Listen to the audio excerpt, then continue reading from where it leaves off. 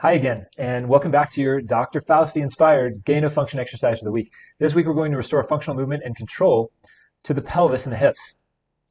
When dealing with back pain and stiffness in the low back, sacroiliac joints, and hips, we have to consider the entire complex, the entire region if we're going to restore function and decrease pain and stiffness. Focusing only on the painful area will give you temporary results at best and just end up being frustrating for you in the long run.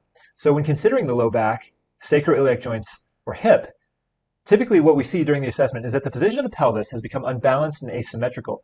As a result of this alignment dysfunction, we now have unbalanced movement and strength, which results in wear and tear and weaknesses that occur differently on each side. So today we're going to coordinate the function of the hamstring and adductor of the inner thigh on one side, while restoring the ability of gluteus maximus to turn out the hip on the other side so that we can reinforce the normal motion and alignment that gets you back to pain-free activity. So go ahead and lie on your back and place your feet on a 2-inch block against the wall. Place the band around your knees and a ball. You can see there's a 4 to 5 inch exercise ball between the ankles. Now you're ready. Inhale through the nose, exhale through your mouth, performing a pelvic tilt so that your tailbone is raised slightly off the mat. Keep your back flat on the mat. This is really, really important. So one of the things that we're working with here is we're working with this idea of inhibition.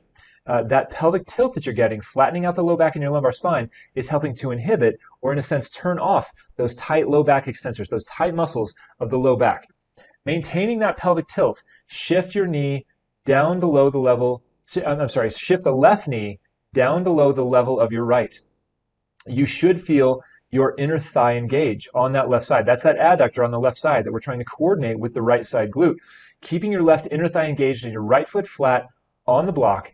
Turn your right knee out. You should feel your right outside hip. You should feel that right GluteMax engage. Hold this position while you take 4 to 5 breaths in through the nose and then strongly out through your mouth. You should feel your belly rise right on your inhale, right? This is a diaphragmatic breath. We need that diaphragmatic breath to help with pelvic and hip function. Relax at the end of your last exhale, that 4th breath, and then repeat 4 more times. Perform this exercise twice a day. Remember, we're restoring symmetrical movement. So we're not going to use this exercise on both sides equally. It is usually not typical to perform this exercise on both sides. Again, be sure that you have the correct diagnosis before attempting this exercise so that you don't reinforce a dysfunctional position and possibly even worsen the pain and dysfunction that you're experiencing. So what's the regional movement health connection here? A lack of ability to coordinate the gluteus maximus muscle with other muscles of the hip and pelvis, such as the adductors on the opposite side, will lead to a loss of neutral posture. It'll lead to overuse and eventually will lead to pain. More than likely, you have one gluteus maximus muscle that is in a functionally weakened position and has lost the ability to rotate that hip outward and keep the hip it essentially keeps the hip stuck. As a result of this dysfunctional position of the pelvis, you're likely also to develop compensatory weakness on the opposite side in the adductors of the inner thigh. These weaknesses and imbalances put excessive strain on the low back, the pelvis, and the hips as other areas try to take up the slack and begin to compensate. This makes your ability to control the hip and spine function much more difficult and makes pain and stiffness much more likely. So restoring lumbopelvic posture and health, getting the correct support and function from both sides is key to returning to and enjoying pain-free activity.